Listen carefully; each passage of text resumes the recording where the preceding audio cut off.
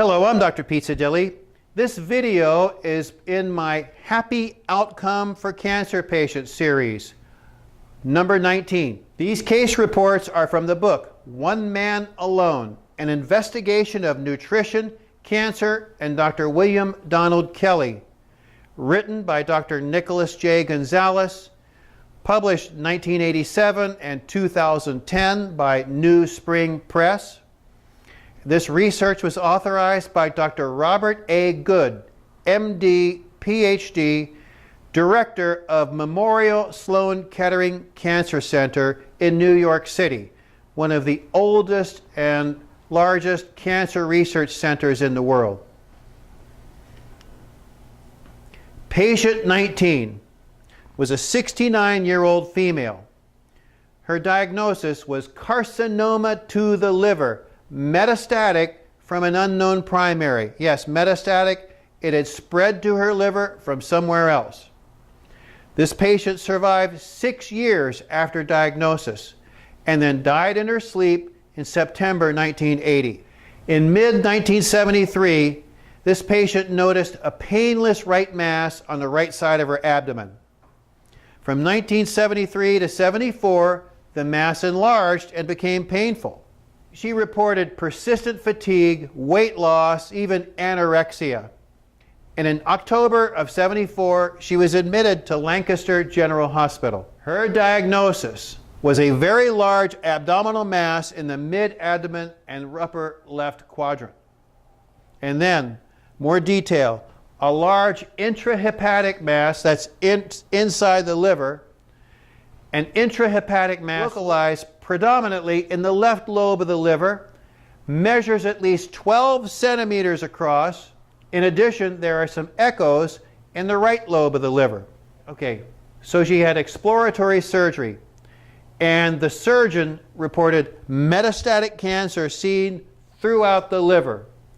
She was biopsied, but it was too extensive for resection. And the quote from the chart notes was, "A liver full of metastatic disease was discovered." Now, we've all heard of the person who goes in for surgery and they're opened up and they're full of cancer, so the doctor sews them up and sends them home. Well, it happened in this case. Her doctors proposed chemotherapy that might prolong her life for a few months. So while still in the hospital, she completed a 5-day course of 5-fluorouracil.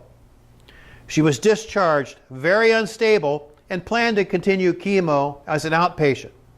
In November of 74, she learned of Dr. Kelley's program and consulted with him and began to do his program.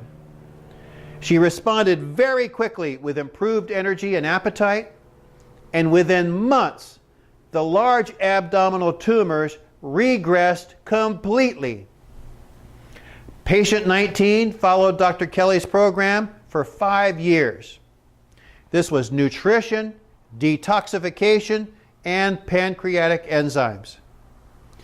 In 1980, she discontinued the program, believing herself to be cured.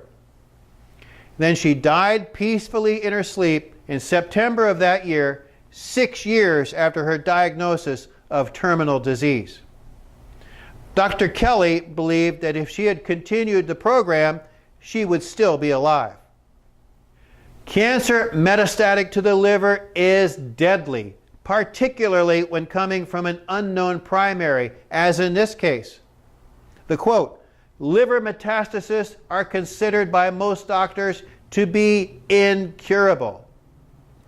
20 years of intensive research showed that neither systemic nor intra-arterial chemotherapy alone or with radiation offer much benefit.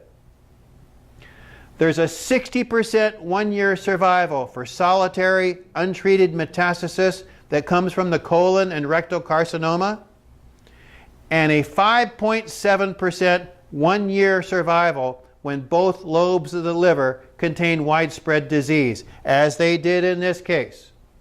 And the mean survival for this group, only 3.1 months.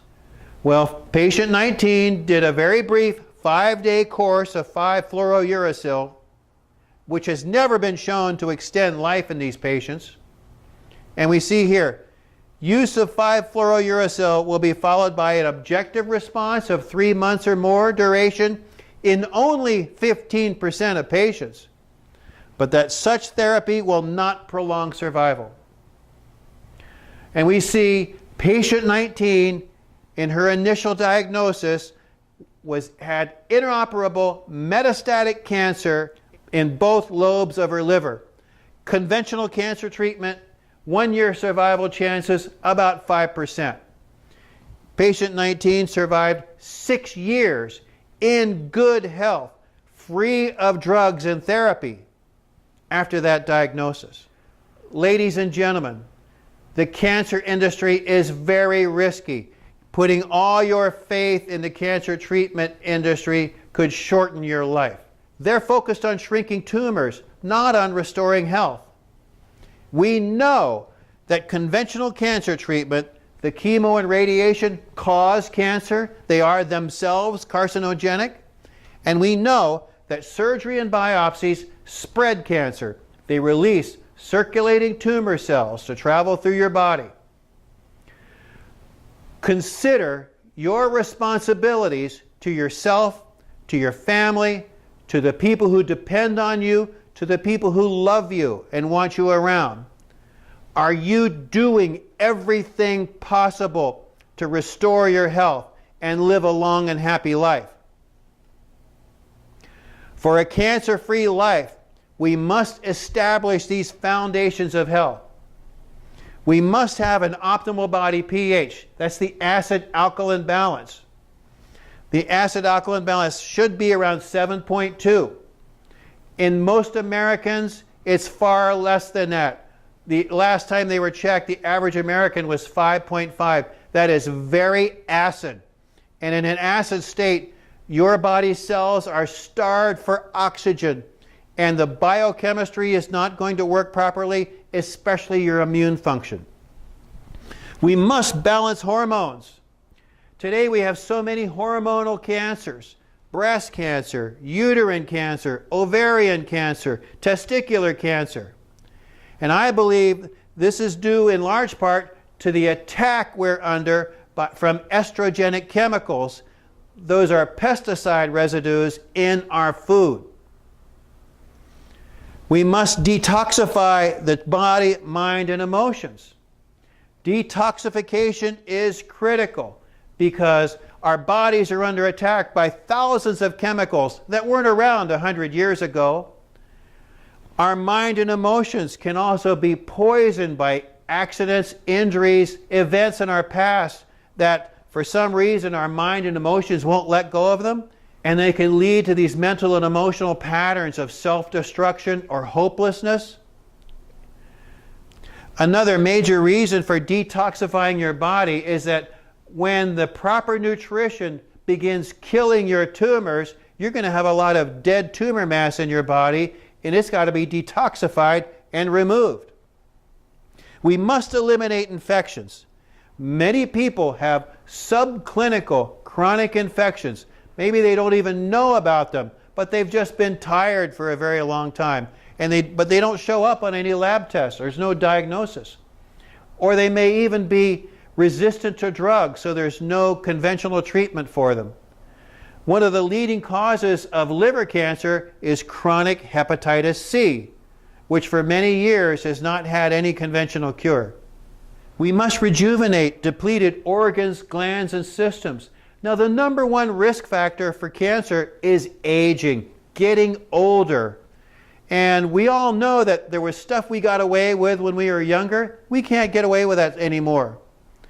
And as we age, our energy levels go down, our inner resources are depleted, the organs, glands, and systems break down. That's opening the door and inviting cancer. We have to rejuvenate them. Then we must use the most appropriate and proven cancer-fighting nutrition. Ladies and gentlemen, if you have cancer, get help. Now, I'm not going to be your oncologist. I'm not going to be your medical doctor. You already have them. I can help you work on reestablishing your foundation of health so that your immune system can drive out that cancer so that you can survive this diagnosis and live a long and happy life. Call my office. I look forward to seeing you, and I look forward to changing your life for the better. Thank you. I'm Dr. Pizzadili.